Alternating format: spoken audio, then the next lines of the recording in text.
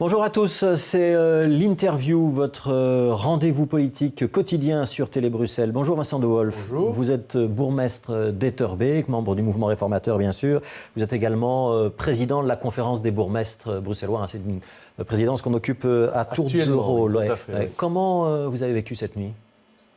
Une petite nuit, parce que donc il y a beaucoup de mesures à prendre dans l'urgence. Moi, j'avais essayé d'anticiper le maintien du niveau 4 d'alerte. J'avais imaginé que si on maintenait le niveau 4, il faudrait fermer les écoles, puisque au départ c'était le week-end évidemment pour le niveau 4. Et donc j'avais organisé une grande réunion l'après-midi avec absolument tous les réseaux. Vous aviez pris un peu d'avance pour étudier les hypothèses possibles. Oui, absolument. Donc les néerlandophones, les francophones, les privés, les libres et les officiels, tout le monde était là. Ça fait quand même une bonne quarantaine d'écoles sur Etterbeek simplement. Et je crois que les directions, les préfets ont bien apprécié parce que ça nous a permis d'anticiper. On a pris des arrêtés bourgmestres qui étaient prêts, que j'ai d'ailleurs produits le soir même, l'après-midi même, en fin de soirée, lors du Conseil régional de sécurité que vous avez couvert. Et on a pu prendre une décision rapide. Ce matin, nous n'avons pas eu chez nous le moindre problème, ni avec les parents, ni avec les enseignants. Ouais. Il y a des élèves qui se sont présentés à l'école ce matin à Etterbeek où tout le monde avait bien reçu le message. Non, parce que, comme je vous dis, on a anticipé déjà le dimanche après-midi. Il n'y en a eu personne qui s'est présenté. Pas d'accueil nécessaire, pas de difficulté. Ouais. Chapeau d'ailleurs à la communauté éducative, aux administratifs et aux préfets. Alors on va y revenir sur ces questions d'organisation dans un instant, mais je voudrais qu'on s'arrête encore 2 minutes sur ce qui s'est passé hier soir, où on sait qu'il y a eu un grand nombre d'opérations à Bruxelles. Et sur les réseaux sociaux, on s'est beaucoup inquiété de ce qui se passait aux casernes d'Etterbeek. Il y a eu des rumeurs selon lesquelles les casernes étaient attaquées. On peut dire que ce n'était pas le cas ? Oui, donc vous devez savoir que les divisions, donc les commissariats sont fermés. Donc à Etterbeek, le commissariat de Chaussée Saint-Pierre est fermé. Et nous sommes donc actuellement dans l'antenne, comme on l'appelle, entre les casernes, là, près de la chaussée d'Ouar. Moi, j'y étais avec mon chef de zone et le directeur des opérations. Donc j'ai lu sur les réseaux sociaux un peu partout, et la presse a commencé à enfler, même la presse internationale, disant qu'il y avait des centaines de policiers qui manœuvraient, qui patrouillaient entre les casernes. Physiquement, c'était inexact, j'étais là, je le voyais. Bon, donc c'est un emballement des réseaux sociaux c'est une erreur, je ne sais pas. Il n'y a pas eu d'attaque des casernes. Il n'y a pas eu d'attaque des casernes, il n'y a pas eu d'opération. Il est vrai qu'il y a de l'activité, il y a pas mal de voitures de police et de policiers qui entrent et qui sortent. S'il y a une telle nervosité, parce qu'elle est quand même perceptible, c'est parce que les forces de l'ordre craignent d'être des cibles potentielles. On est dans ce scénario, dans ce schéma-là. Écoutez, je crois que tout le monde reste calme, déterminé, qu'il y ait une anxiété, c'est incontestable. C'est lié à la menace. On est au niveau le plus élevé de la menace et la définition du niveau 4, c'est un danger imminent.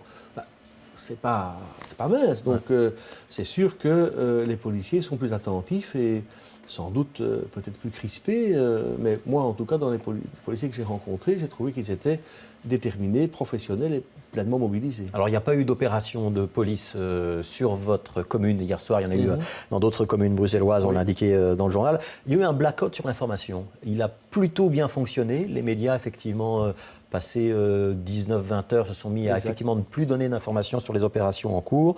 Ça, c'est plutôt une bonne chose et c'est très différent de ce qui s'est passé en France. On doit s'en féliciter. Moi, je trouve que ça mérite des félicitations pour les médias parce que... Et pour les internautes aussi, parce que sur Twitter, on a vu des photos de chats. Absolument. Ouais. Non, c'est magnifique parce que, allez, il faut quand même savoir que les médias courent pour essayer d'avoir des informations pertinentes parce que la population est en attente, donc il y a une grosse envie. Mais voilà, on a fait preuve là de civisme, de respect dans l'intérêt de l'enquête, donc chapeau à tous, je dirais. Maturité, même si on a soif d'informations, évidemment, dans ces moments-là. Alors, ce matin, on apprend qu'il n'y a pas d'armes saisies, qu'il y a eu des arrestations, mais pas celle de Salah Abdeslam. C'est un peu une déception après une nuit pareille et un déploiement pareil. Écoutez, moi j'ai toujours pour habitude de ne pas commenter une décision judiciaire, de ne pas commenter une enquête judiciaire. Nous sommes une autorité subordonnée, on est là pour sécuriser les citoyens, garantir leur sécurité, mais dans le respect de ce que font les autorités supérieures, donc là-dessus, moi, je ne m'exprime pas. Alors, nous sommes niveau 4, c'est quand même extrêmement contraignant pour les administrations comme celle dont vous avez la charge, mais aussi pour les citoyens, pas de métro, des écoles fermées, beaucoup de commerces fermés également. Est-ce qu'on pourra maintenir de telles contraintes pendant plusieurs jours, ou est-ce que maintenant, il faut que ça s'arrête rapidement ? Mais deux choses, je dirais, pour parler bruxellois, ça peut pas continuer durer. Hein. C'est difficile de laisser cette mesure perdurer, mais ça, c'est un vœu, parce que l'essentiel, c'est de respecter ce que demandent les autorités supérieures. L'OCAM, c'est l'organisme de contrôle d'évaluation de la menace, qui prend ces informations dans différentes structures fédérales qui alimentent... Donc s'il lui dit on reste niveau 4, il faudra rester niveau 4. Voilà, évidemment, c'est ça que je voulais dire. Alors, c'est dur, tout le monde, les organismes sont éprouvés, mais je vous dis, les forces de l'ordre, les organismes de sécurité sont vraiment pleinement mobilisés. On tiendra le temps qu'il faut et pour que la menace diminue. Pour tenir, vous avez les effectifs nécessaires, il a fallu la présence de policiers fédéraux et de l'armée. Vous avez beaucoup de militaires qui sont dans la zone? Alors, nous avons reçu, combien je ne vous dirai pas, mais nous avons reçu effectivement des militaires. Il suffit de se balader sur Etterbeek et dans l'évolué, on les voit. Et ça s'est fait en bonne intelligence. J'ai rencontré le directeur des opérations. Je me suis concerté avec les 2 collègues de la zone.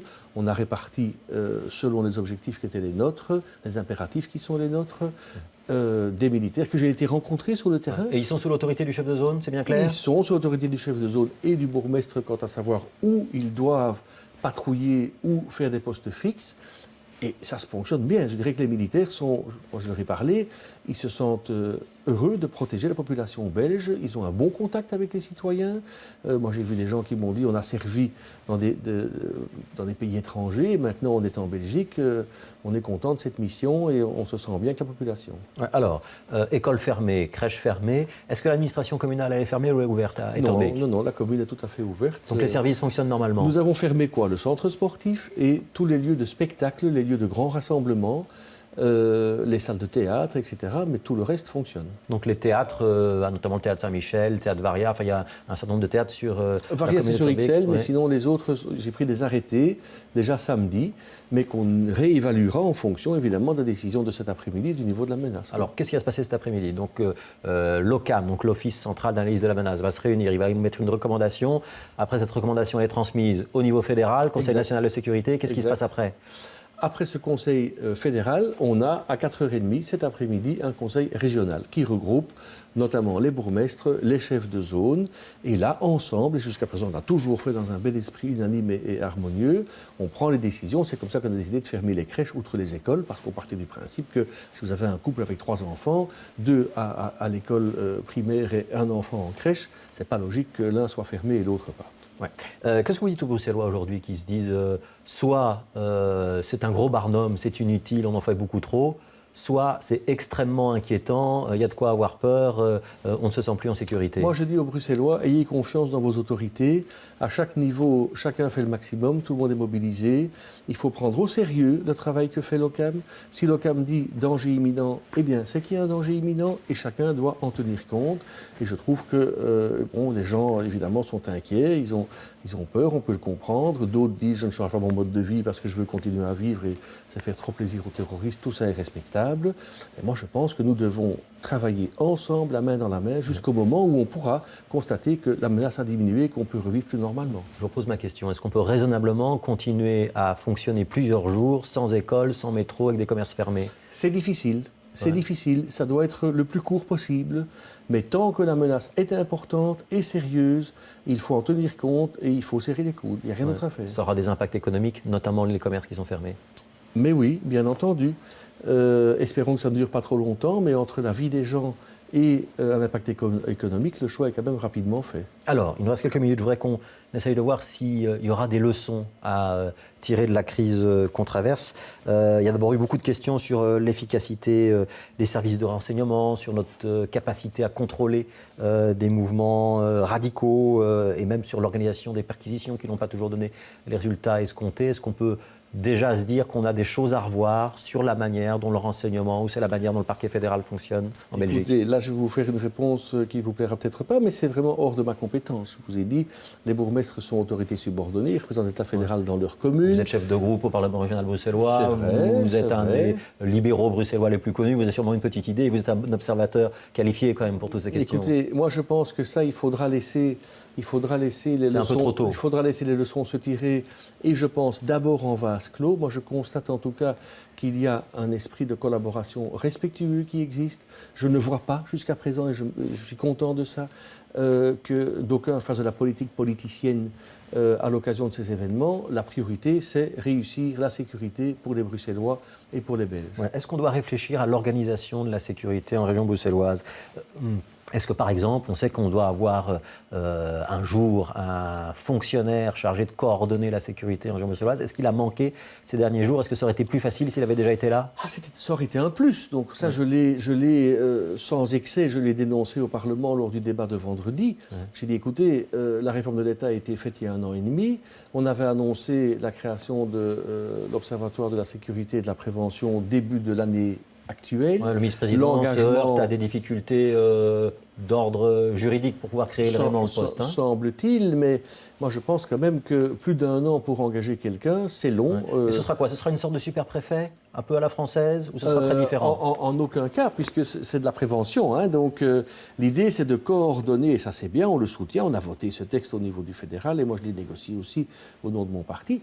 L'idée c'est quand même d'avoir quelqu'un qui centralise les différents travaux de prévention qui ont lieu dans les différentes communes. Donc c'est quelqu'un qui va coordonner le travail des fonctionnaires de prévention. Aujourd'hui, c'est le ministre-président qui essaye de faire un petit peu ça lors des réunions comme celle que vous avez eue hier soir. C'est exact. Il y a beaucoup de voix flamandes qui se sont élevées ces derniers jours pour dire que 6 zones de police c'était beaucoup trop à Bruxelles et qu'il n'en faudrait qu'une seule. Vous leur répondez quoi ? Ça m'a fort déçu, ça m'a fâché. Ça m'a fâché parce que je ne comprends pas, et je l'ai dit sur une autre chaîne en flamand hier, je ne comprends pas qu'on ressorte ce vieux fantasme à l'occasion d'une situation dramatique qui s'est déroulée en France et qui n'a manifestement rien à voir. Parce qu'il faut quand même rappeler que les zones de police à Bruxelles, comme ailleurs dans le pays, n'ont aucune compétence en matière de lutte contre le terrorisme. Aucune compétence. C'est la compétence de l'OCAM, de la police fédérale, du parquet fédéral, des services spécialisés, en tout cas pas des polices locales. Le renseignement, ce n'est pas le local. Et nous, qu'est-ce qu'on fait là-dedans ? On est là pour observer. Parce que quand on découpe finement une commune, qu'on connaît les quartiers, qu'il y a des agents de quartier qui font bien leur boulot, y compris des agents de prévention, ils peuvent voir qu'un jeune se radicalise ou se poser des questions. Ce qu'on doit faire, nous, c'est communiquer ça aux autorités fédérales, et eux, alors, évaluent, traitent et font le suivi. Nous ne pouvons même pas légalement assurer le suivi de quelqu'un qui est Vous avez employé le mot fantasme. Comment est-ce que vous expliquez que cette idée qu'il y a trop de zones de police à Bruxelles, et parfois aussi trop de communes à Bruxelles, pourquoi cette idée, elle revient sans cesse du côté flamand ? Ça, c'est à eux qu'il faut demander, mais je veux dire, ce n'est pas du tout pertinent parce qu'ils font des comparaisons avec New York, par exemple. Vous y tenez à votre zone de police ? C'est un élément de proximité ? Mais oui, et donc, par exemple, ils ne connaissent pas le fait qu'aujourd'hui, c'est le chef de zone de Bruxelles-Capitale XL qui coordonne et dirige l'ensemble des autres chefs de zone, parce qu'on a signé, nous, les bourgmestres et les communes, un protocole d'accord qui dit que lorsqu'un événement touche plus qu'une commune ou plusieurs zones, alors il y a un organisme centralisé qui il y a déjà une coopération qui existe. Ça fonctionne. Et on a été me dire au Parlement que quand on poursuivait quelqu'un en voiture, s'il change de zone, on ne sait plus suivre parce qu'on n'a pas la même fréquence radio. C'est totalement faux. Donc il y a une méconnaissance. Moi, je crois que pourquoi est-ce que beaucoup de néerlandophones sont comme ça contre ? Parce qu'on cède à la simplification et on ne connaît pas. Jamais un néerlandophone n'a dirigé une commune à Bruxelles. Jamais un néerlandophone n'a été président d'une zone de police. Quand on voit ce qu'on peut faire sur le terrain avec les policiers, dans le respect, eh bien on se rend compte que c'est un bel outil qu'il ne faut pas casser. Merci Vincent De Wolf d'avoir été l'invité de l'interview. Merci et pendant beaucoup. qu'on se parlait, il est un petit peu moins... il est 13h. Pendant qu'on se parlait, le parquet fédéral vient d'annoncer qu'il y a eu 5 nouvelles arrestations ce matin dans le cadre de ces enquêtes terroristes. On y reviendra bien sûr en fin d'après-midi sur Télé Bruxelles, à 18h pour le prochain journal et avant avec un flash spécial si l'actualité l'exige. Et puis bien sûr, l'information est en permanence et en continu sur notre site internet télébruxelles.be. Donc prochain rendez-vous d'information sur Télé Bruxelles, 18h au plus tard. Et puis évidemment dans le courant de la soirée si l'information l'exige. À demain.